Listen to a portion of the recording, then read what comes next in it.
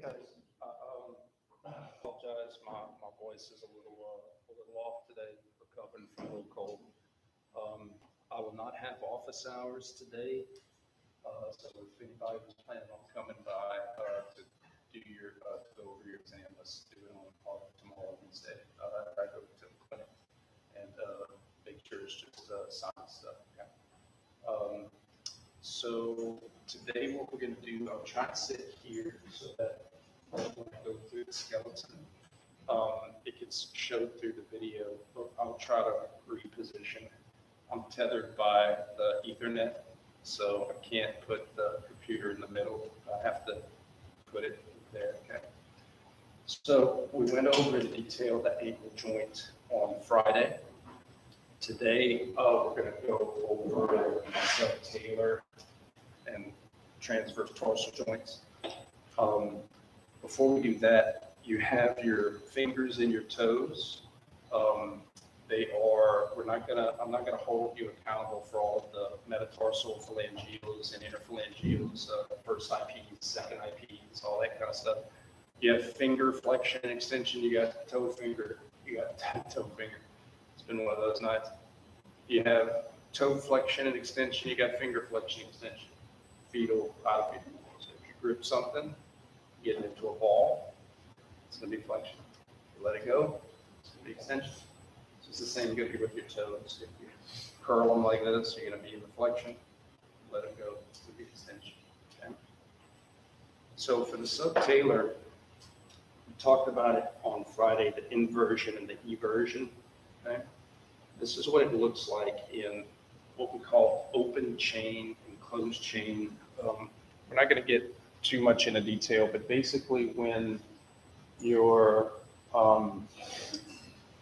when one of your appendages, it could be upper or lower, is kind of untethered. To go back to the connection for the computer, we call that open chain. And when it's closed, when it's connected to something, so it can't move distally, the proximal pieces have to move like the distal pieces, we call that closed. So if you look at the picture here, it's just an example of like your upper extremity is free to move about the country independently, and then when you're doing a push-up, it's closed. Right? The reason I'm telling you that is because sometimes the movements, it adds to our illusions. So in other words, when I have open chain, when my distal segment is off, inversion, eversion, pretty straightforward. But when I'm closed chain, then you kind of have like this kind of stuff that can happen. Someone could have like flat feet. Someone could have like high arches, pes planus, pes caves. So sometimes people will use the term pronated and supinated as an alternative for inversion and eversion when you're closed chain. And I want you to kind of be aware of that. And because it's going to come back to radial ulnar joint as well, pronation and supination. Y'all all heard of a supine position, right? You've heard of a prone position, face down, face up.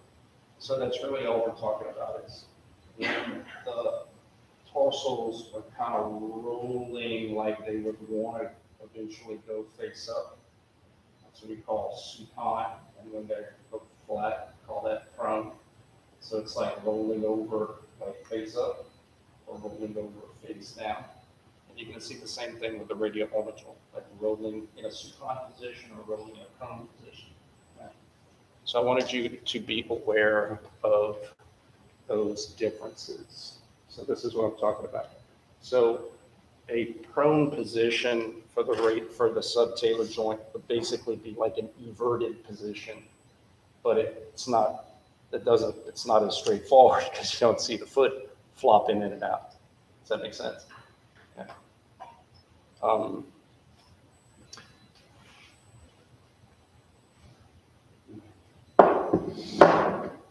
Okay.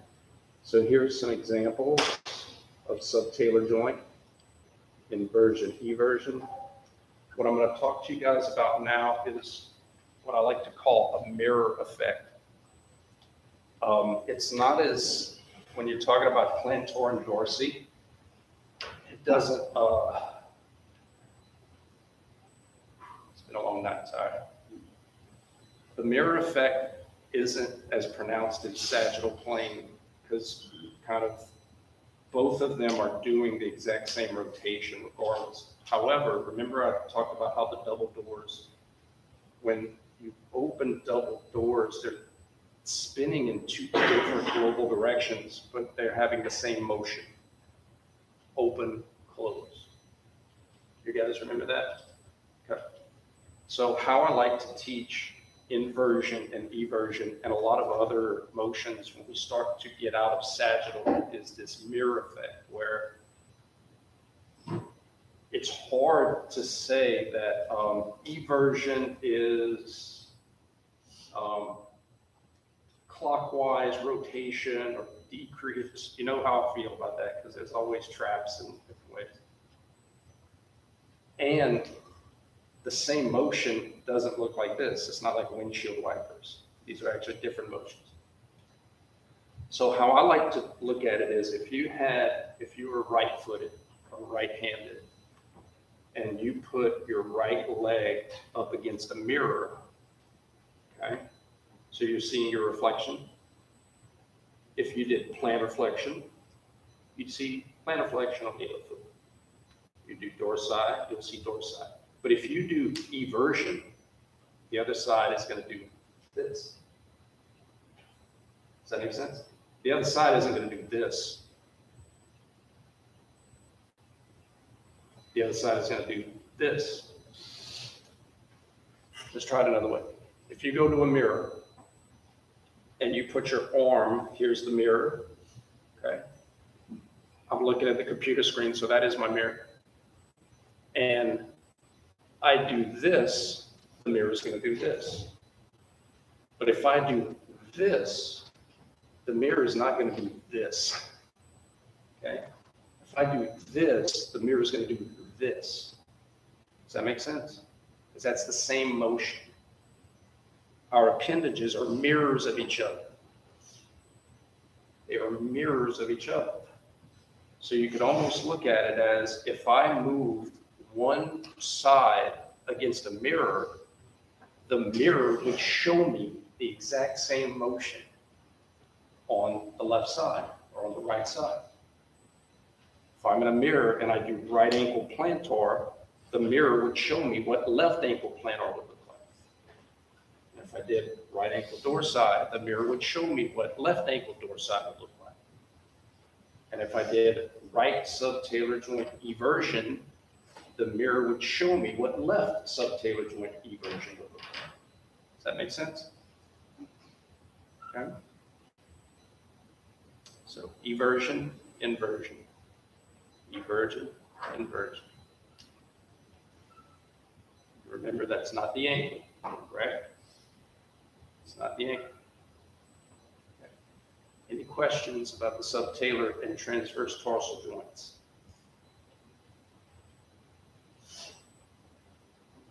Okay. All right. Let's move on to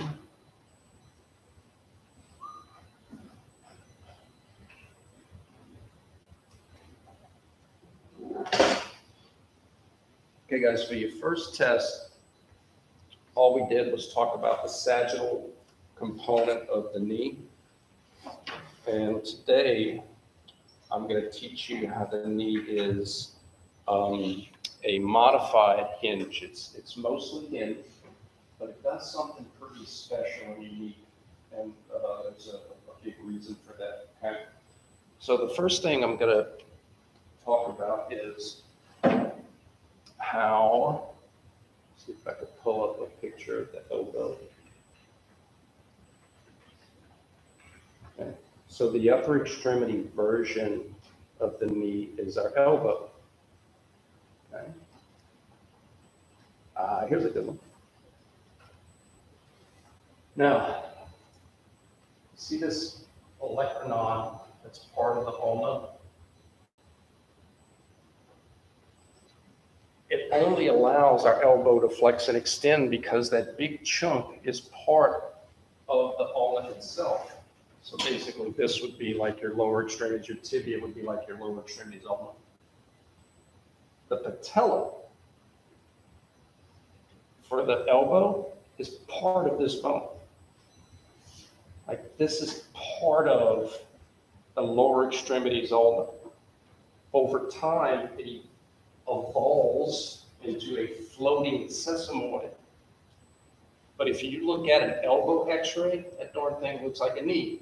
And this is the kneecap of the elbow. But it doesn't float, it's connected. So our elbow can't rotate about the humerus, but our femur can. So the first thing I want you to take note of is that because this kind of is floating in here, when we flex our knee, this is no longer directly attached to this like a bone. And so we're allowed to have a little bit of rotation in the knee when our knee is flexed. A few reasons for that. One is our collateral ligaments that you guys have heard of before, our MCL, our ACL, medial collateral, lateral collateral. They're slightly posterior to the bilateral axis. So when we flex our knee, these ligaments kind of get put on slack a little bit, kind of get loose. And then I'm going to explain it to you guys several different ways, but in essence, we unlock our knee. And then once we unlock, we can have some rotation. So when you do this, you see how my pant leg down here is moving? It's because literally my tibia is kind of doing like this, about my knee, okay? Does your foot move? Yeah, you can try not to move. It's kind of hard sometimes to rotate your knee and your foot not go anywhere. But if I was in a boot and I couldn't move my foot, if I tried, I could still rotate my knee when my knee is flexed, my knee is bent. The biggest reason for us having this knee rotation is so that we don't rip up our knee as much when we cut and plant and do athletic type movements. So what I mean by that is, if you notice, if you're gonna try to change direction in an athletic kind of way, you're gonna flex your knee, you're gonna press on the ground, and you're gonna push off and go somewhere else. You're not gonna kind of run with a straight leg, change direction, go this way. Okay? When you press on the ground with a flexed knee, it unlocks your knee. And when you cut and plant, the last thing you want is for that knee not to give a little bit. Does that make sense? You want the knee to be able to rotate a little bit. Just like skyscrapers need to be able to sway a little bit so that they don't fall down. But you have to give trees sway, right? Because if they didn't, they would snap over. So giving a little bit is okay, right? So when we flex, our knee needs to be able to give a little bit of rotation, or else we would have a lot more knee injuries. So our knees allow a little bit of rotation. I'm going to explain what those rotations are, and explain why we named them. But first, let me get into what locking and unlocking the knee means. Okay? When our knee is in anatomical position, those collateral ligaments are nice and tight, and we have a lot of weight-bearing bone on bone. We love to rest bone on bone, because when we're resting bone on bone, that means our muscles don't have to handle that load. If anybody's ever done basketball punishments or something where you have to like lean against the wall with your knees bent, over time, you feel it after a while, right?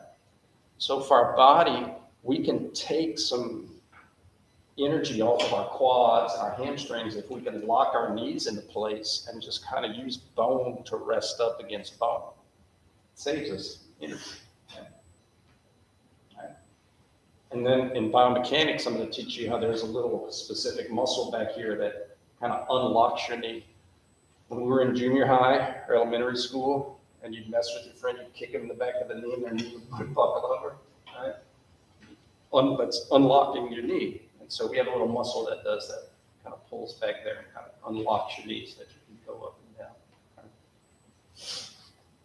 So our knee, the hinge aspect of our knee, just like the ankle, here's our bilateral axis. Flexion is going to get us into fetal. Extension is going to get us out of fetal. But it could also look like this. Flexion gets us into fetal. Extension gets us out of fetal. Tibia moves about the femur. Flexion gets us into fetal. Extension gets us out of fetal. Femur moving about the tibia. Flexion gets us into fetal. Extension gets us out of fetal. Cap and bottle. Right? You could open the bottle by spinning the cap one way, but you could also open the bottle by spinning the bottle in the other direction. So even though it looks like two different rotations, it is globally, but it's the same rotation locally. It's the exact same rotation locally. Okay. Okay. Now the hard one. It's not really hard. If you were going to ask a child, and the reason I say ask a child is because kids know these kind of things. You say, do a front roll, they're good, do a back roll, they're young, they got energy, they'll do it. Cartwheel to your right, probably do that. Cartwheel to your left, they probably do that. And then here's the important one for the day. If I asked a child to spin to their right, they would probably kind of chase their right arm, spin that way. Spin to your left, they would probably chase their left arm and spin that way. And if I do a cartwheel to my right, wouldn't this also be spin to the right? Okay. Now, remember, rights and lefts have a little bit of different meaning when we're literally talking about a right and a left. I don't have a right of my right, a left of my right, because this would be the right of my left and the left of my left. So we have terms called mirror terms called medial and lateral. Okay? But it's the same concept. If I asked my right arm, hey, right arm, spin laterally, my right arm would spin like this. It would chase the lateral side of the arm, just like right, spin to your right. Hey, right arm, spin medially, spin like this. And here's the mirror. Hey, right arm, rotate laterally, do like this. This other side would do this, because it's a mirror effect. Spin medially, rotate laterally, rotate medially. Lateral and medial are synonymous with the terms external and internal. You'll hear both in allied health professions, okay? I like to teach lateral and medial because it fits a similar narrative of spin to your right, spin to your left. Spin laterally, spin medially. Okay. I'm going somewhere with this. You're going to see this spin lateral and spin medial a few different places in our extremities. For my hip, hey, right hip, spin laterally. Hey, right hip, spin medially. Mirror effect, hey, right hip, spin laterally. Hey, right hip, spin medially. Does that make sense? Okay. Now with the knee, when my knee is in anatomical position or an extended position, right? Those things are the same. My tibia is not allowed to rotate about my femur. I can't make my tibia spin laterally or spin medially. It's locked into place. If you do spin lateral or spin medially, that's at your hip. It's like taking a golf club and doing like this with your hand, okay? But when I flex my knee and unlock it, now my knee can spin laterally or spin medially. laterally or medially. So when my knee spins laterally, we call that lateral or external rotation of the knee. And when the knee spins medially, we call that medial or internal rotation of the knee. Anybody have a condition called Osgood-Schlatters disease? It's a growing pains, knee pain when you're growing. Anybody have that? I had it pretty bad. I had surgery to remove my apophysis. So basically, I had this bone growth by my growth plate. It used to be out to there. It's where my quad was pulling on my tibial plateau. The reason I bring that up is because these landmarks you can kind of follow. This is part of my tibia. Okay? So I want to show you how it's actually my tibia that's rotating when I do this. You can actually see my tibia. Okay. External or lateral, internal or medial. External or lateral, internal or medial. Okay. Again, it's a mirror effect. External, they're both doing the same thing. The doors are both open. Internal or medial. External, lateral. Yeah. So here's the trick. This is not the same motion. It may look like it globally. Right? They're kind of doing the same thing. They're not. You would have a possessed mirror if you had one that went in and the other went out. Okay? Left knee, external. Right knee, external. Left knee, internal. Right knee, internal. The importance of internal and external knee rotation is mostly when you cut and plant. However, I'm telling you, I'm warning you that that is a big time illusion that I'm going to get to in the second half of class. It's important for us to remember and understand why we name things the way we name them. And that is smaller pieces moving about bigger pieces. That's how we name everything. That's why lefty-loosey, righty-tighty works, because you're usually moving the smaller nozzle about the bigger spigot. You're usually moving the door about the wall. For our bodies, we name all these things from the smaller piece moving about the bigger piece, but unfortunately, I say unfortunately, I think it's a blessing, it's amazing. We can move bigger pieces about smaller pieces. So we have to be aware that it may not look like we're comfortable having it look. Okay? All right. I forgot my water. So, let me give you a warning. You have the cat and bottle analogy, right? I say lefty-loosey, and the motion is going to be called open. Open. But I can also open it by moving the bottle in the other way. Okay? So watch this. External. But if I flex my knee and rotate my knee like this,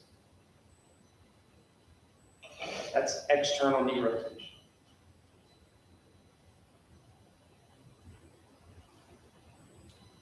It's going to sit uncomfortable for some of you guys because you're seeing literally things going in. But if you think about where I started, that's why I emphasize it so much in class. Where did you start? Where did you finish? And so you know how you had to move to get there. You think about where I started and where I ended.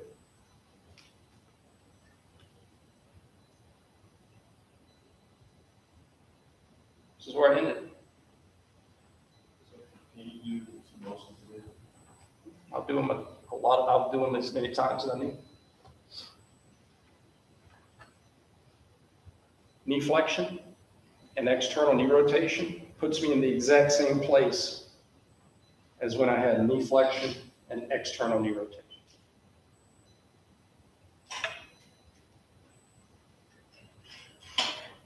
How would I have to rotate to go back home? I'd have to internally rotate to go back home. That tells me I had to externally rotate when I did this. From here to there is external knee rotation. Think of it like this. If someone rotated your knee and they kept rotating it, you would probably damage some tissue on the inside of your knee. Have it kind of rip, right? That's what happens here when you do this. This is where the stretch is. This is the same position. It's the same motion. Okay? So your instinct is to want to say, this has to be internal. This has to be medial. But that's not what's happening in the knee. Okay? Does that make sense? Any questions?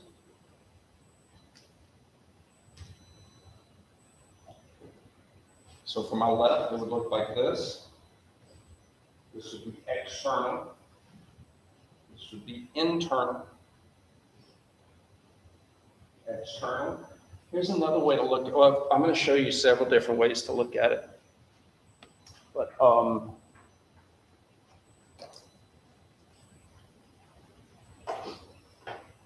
think of it like this.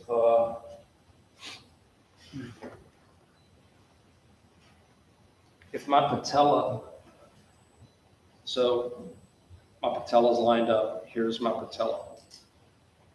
Patella's lined up straight. External, notice how like my feet or my toes are lateral to my patella, right?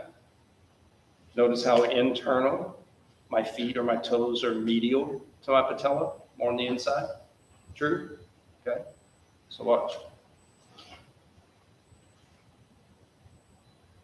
Would my toes be lateral to my patella? Yeah. Would my toes be medial to my patella? Yeah. External or lateral? Internal or medial?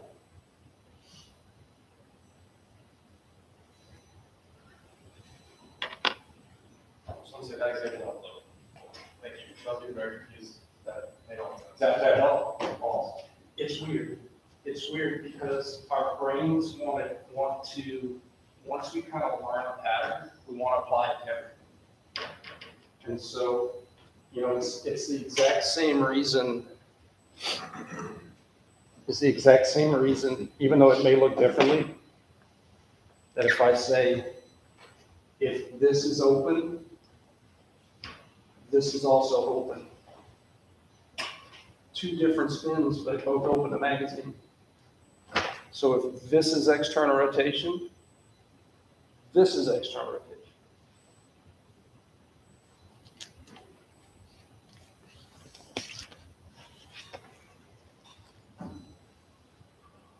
All right, guys, let's get up and move around a little bit.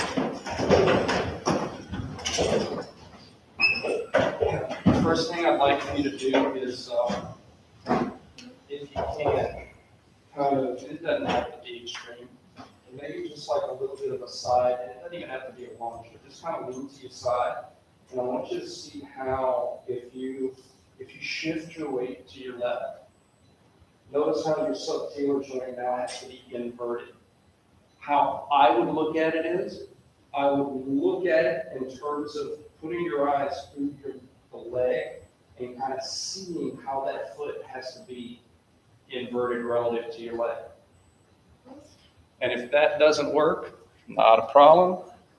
What I would do then is I'd balance on your desk, try to keep your subtalar joint fixed and bring it back up and see how you have to be inverted. Does that make sense? Here's another way to look at it. If you didn't invert, it would be like, having an ice skate, where like when you go to stop, you spray ice. If we go to shift our weight, and if our subtalar joint doesn't wobble, then basically we're going to be like an ice skate. We're going to have like all of our force on the inside of our foot. We're going to invert so that we can maintain our surface area over the ground. Does that make sense? Okay. So if you go back and forth, you could be like left subtalar inversion, left subtalar eversion, right subtalar inversion, right subtalar eversion. And yes, you're going to have the dorsi and the plantar back and forth. Okay.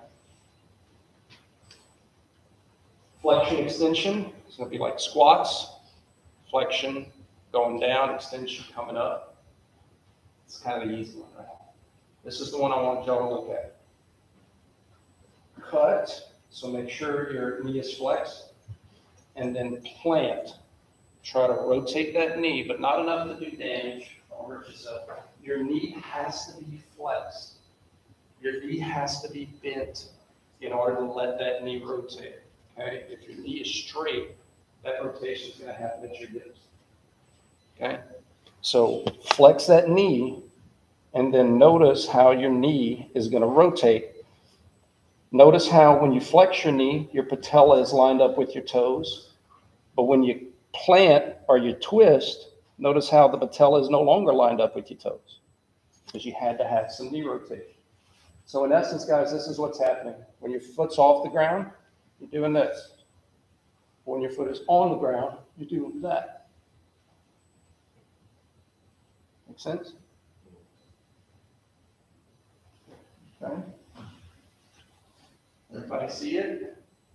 It's a very, very commonly missed one on the test, okay? So I just want to make sure we all see it. Okay, sit down.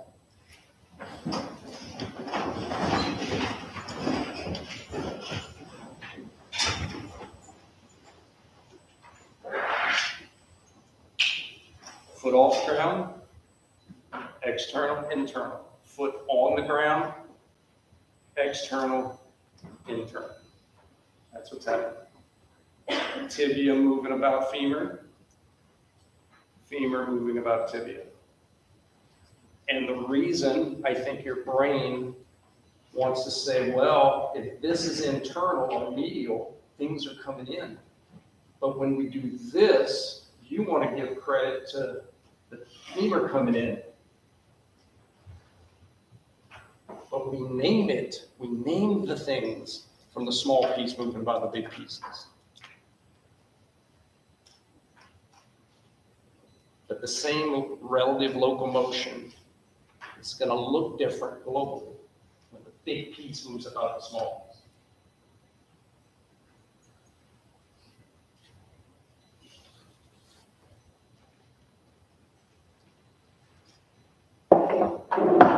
Questions?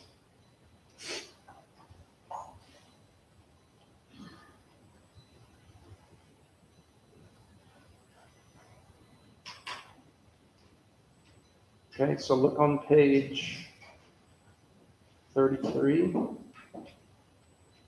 Okay. Which picture is internally rotated and which picture is externally rotated?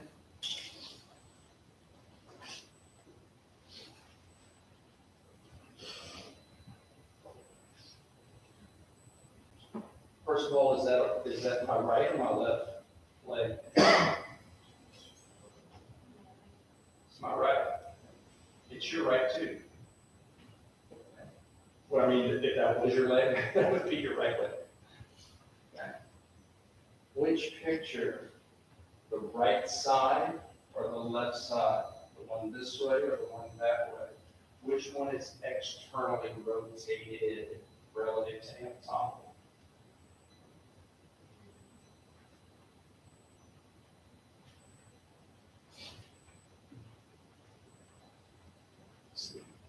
I'll do A and B.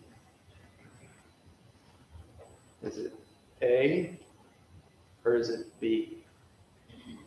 Which one is externally rotated? UV. Good.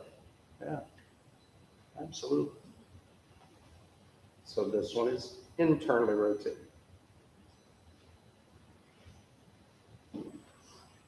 One way you could prove it, if I'm here, I'm on picture B.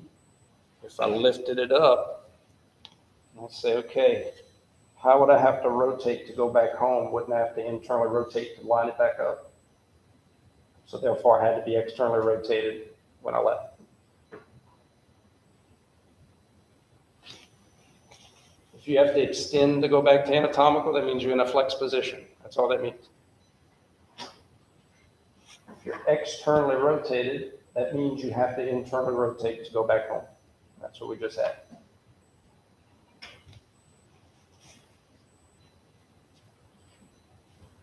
Make sense? Okay. All right, quick review.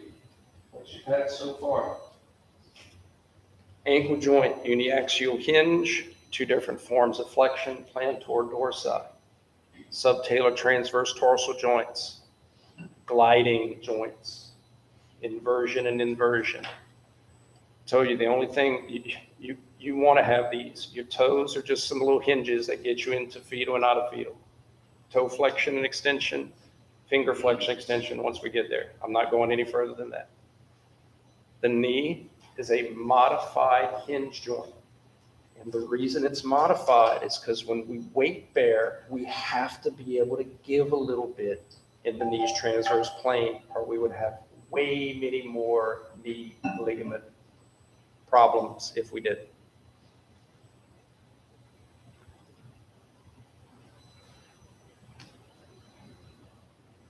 The external and the internal rotation of the knee.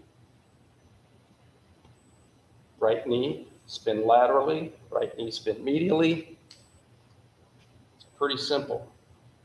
Where it gets confusing is when we flip it, when we put the foot down and we move the femur about the tibia. That's when it looks different, but it's the same thing happening. Instead of the tibia moving about the femur, we're just moving the femur about the tibia.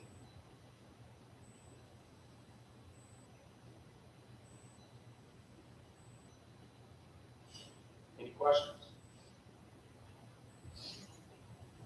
Good? All right, guys, y'all have a good day.